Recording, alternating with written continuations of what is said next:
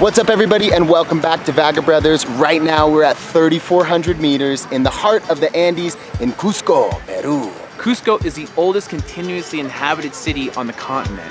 It was the heart and capital of the Inca Empire, and it's been referred to as the Rome of the Americas. Today we'll be exploring its fascinating history, from its foundation by the Inca to their brutal conquest by the Spanish and the living history that survives today. It's gonna be fun, it's gonna be interesting, and it starts right now. Listo? Vámonos!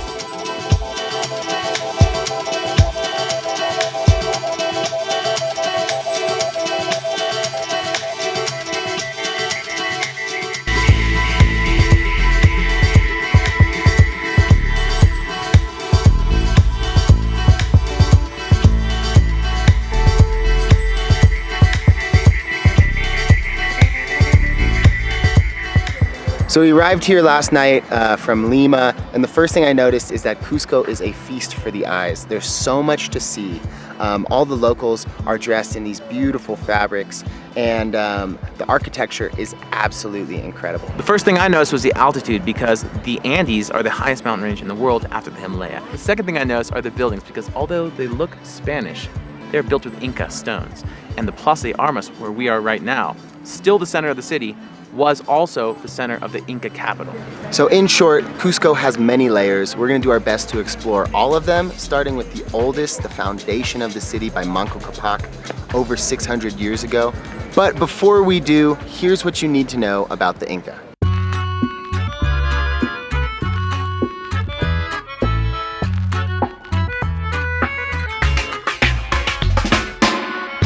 The Incas are the most well-known of Peru's indigenous cultures, but they're really just the most recent of many.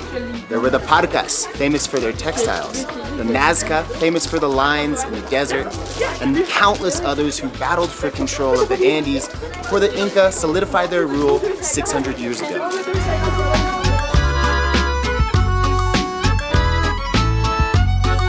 According to legend, in the 12th century, the first Inca king, Manco Capac, was sent on a mission by the sun god, Inti, the supreme deity, to find the navel of the earth, or Cusco in Quechua, Cusco in Spanish. He founded a city that would be the capital of 11 more Inca emperors.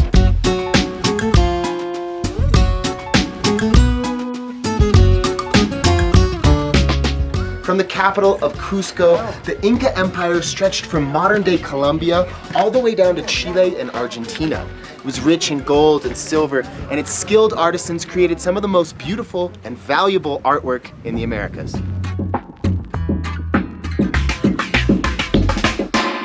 The golden age of the Inca lasted just 100 years, until 1532, with the arrival of Spanish conquistador Francisco Pizarro, who, with 170 men, 27 horses, and a single cannon, captured the Inca emperor Atahualpa and demanded a ransom so high that the Inca had to strip their beautiful temples of its precious gold.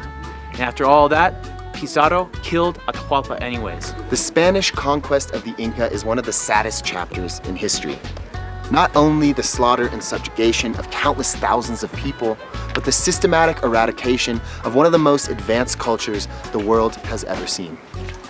But not all was lost. Modern Peru is a fusion of Inca and Spanish traditions, and the culture is kept alive through the ancient Incan language, Quechua, still spoken by the majority of people here in Cusco. Here are some useful phrases. Hello, how are you? Iminala Kasanki, Alilancho. Aliancho. Aliancho. Alilancho. Aliancho. Alilancho. Aliancho. Por favor. Amajina Caicho. Amajina Caicho. Gracias. Sulpaki. Sulpaki. One more time. Sulpaki. Sulpaki. Sulpaki.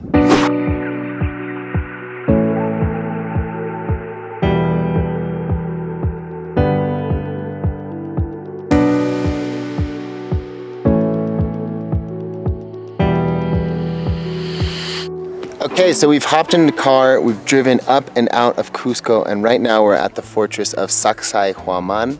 If you can't remember how to pronounce it, just think, sexy woman. Yeah, but it's a Quechua word. Basically, this was a citadel designed to protect the city of Cusco.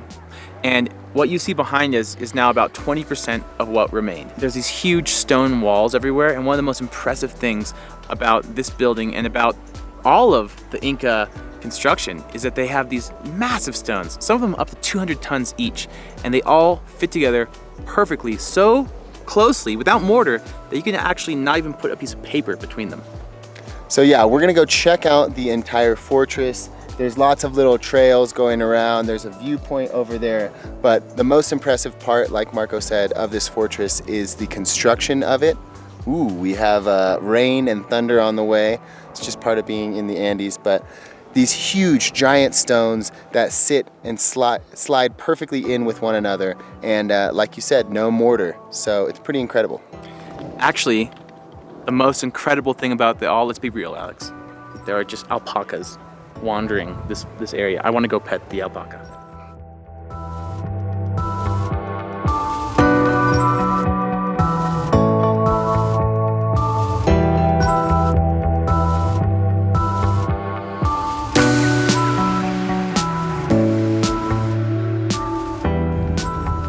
You get kicked in the face.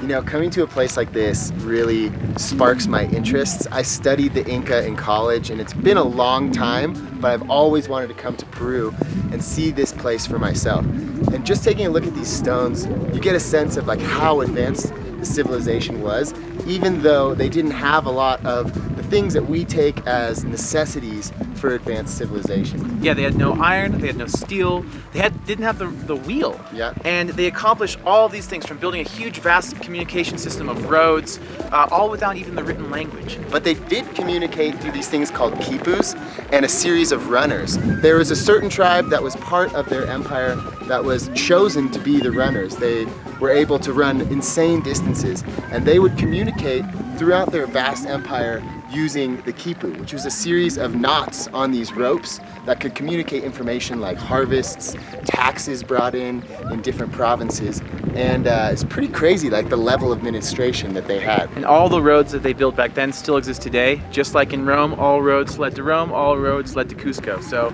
a fair statement, the Rome of the Americas, I think. Yeah, bro.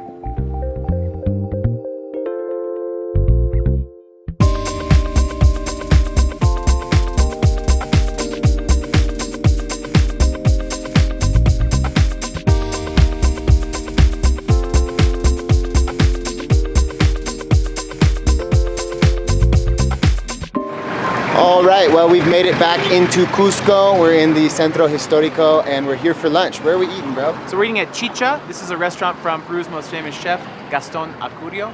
And it basically uses local ingredients from the surrounding area. So 2 o'clock, lunchtime in Peru. Let's eat.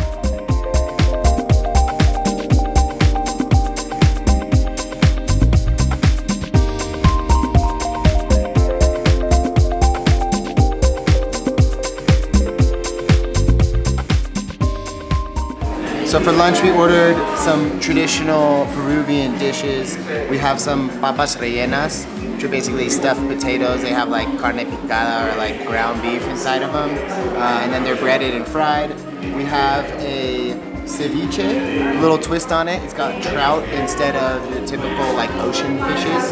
And then we have this little sampler right here, which has all sorts of traditional meats. I don't even know what they are. What are they, bro? So the idea behind the restaurant is that there's various chichas around Peru, and each one takes ingredients only from the surrounding area. So everything on these plates here is either from Cusco or the surrounding valleys. So for example, the ceviche uses trout, which is a river fish, rather than sea bass from the ocean, and it's served warm with some yuca. And by the way, we're joined by the fourth member of our group, Darren, who's here to help us with VR. Say hi. Hi. And so he'll be helping us with a VR shoot in Machu Picchu, but for now, it's lunchtime.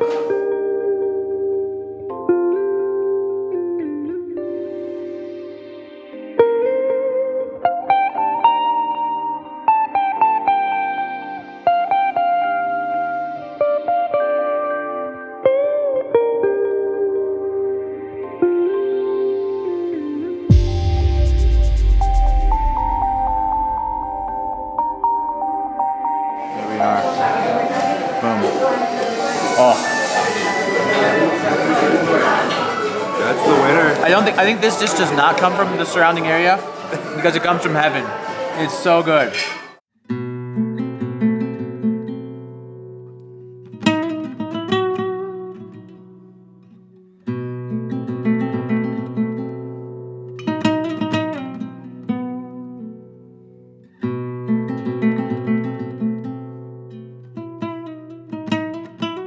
All right, lunch is over, so back to the story of the Spanish conquest of the Inca. When the Spanish arrived, the Inca Empire was primed for conquest. They had just finished a brutal civil war, and Atahualpa, the Inca emperor, was camped out at Cajamarca. When Pizarro came, he captured him through a combination of trickery and deceit and held him hostage. The ransom, his prison cell filled once over with gold and twice over with silver. To pay that ransom, he sent his men, along with some of Pizarro's, here to the Temple of the Sun. This building is all the remains of the Temple of the Sun. Coricancha, Quechua for golden patio, because it was literally covered in gold. The walls, the floors, the ceilings, even life-size golden alpacas and llamas. But Pizarro's ransom was so high that to pay the price, the Inca had to strip and defile their holiest temple of its gold. And then when they did, Pizarro broke his word and killed Atahualpa. And to add insult to injury, he took their holiest temple and converted it into a Catholic convent. And that was the beginning of the end of the Inca Empire.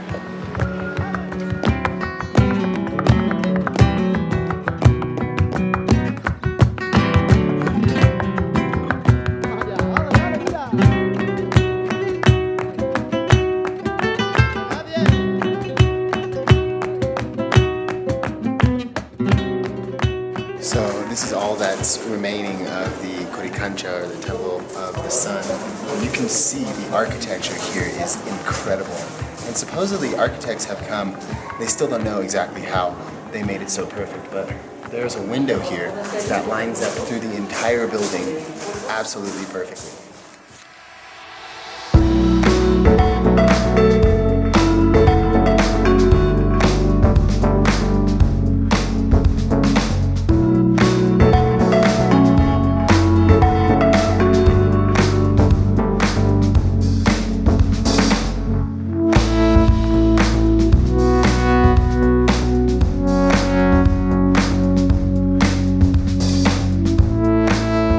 It's been an incredible day exploring Cusco, and honestly, one day is not even close to enough. This city has so many stories, so many layers of history. Every little alleyway and cobblestone-lined street is a new adventure, and we need to come back.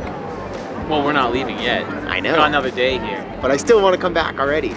Bringing it back though to the first observation of the day of this being the Rome of the Americas, I'd actually say I think more like Istanbul, because you know how Istanbul had the Christian layer and then the Muslims came and they took all their beautiful churches and turned them into mosques. They left the churches preserved, you know, the art that was inside of them. And I look at this beautiful city and it is extremely beautiful. But I do kind of wish that they'd left some of the Inca buildings as they were instead of converting them into churches. Although the churches are beautiful, you definitely know that there was something lost.